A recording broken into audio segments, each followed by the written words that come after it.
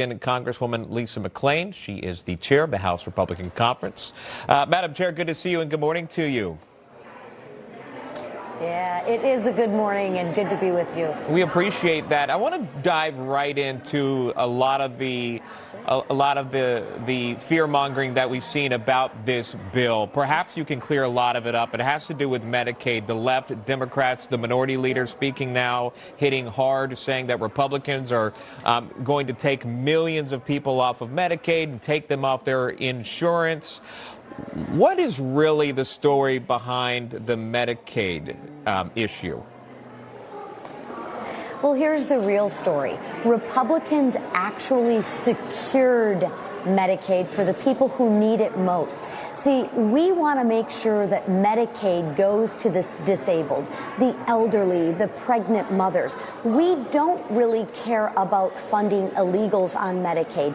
We want to make sure that able-bodied people who are able to work can work so that the programs are there for people in my district, for example. They want to make sure that their disabled child will have Medicaid for years to come and not stand in line behind an able-bodied person who can work.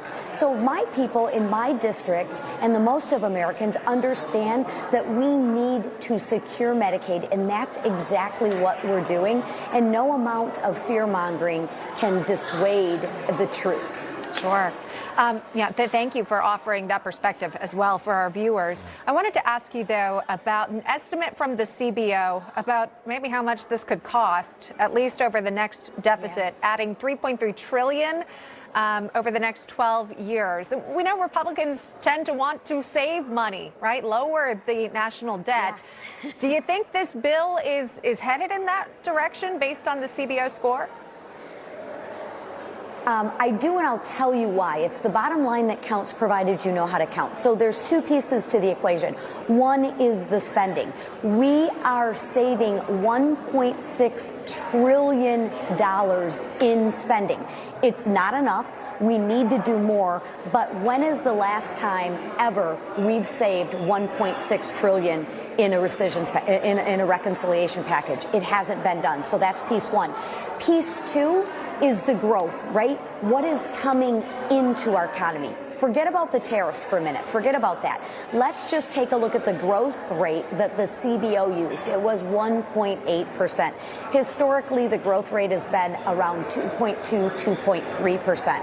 For every 0.1% you get in growth, from 1.8 to 1.9, for every 1.1%, that is $1.5 trillion.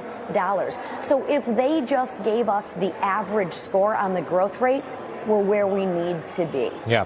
No tax on tips, no tax on overtime. The White House says no tax on Social Security, more money for defense, military, border security, the second phase of the border wall, immigration, and obviously the big one, the Trump tax cuts that obviously have to push us across the finish line. Last question for you. Minority Leader Hakeem Jeffries has been speaking for more than 5 hours. He's close to breaking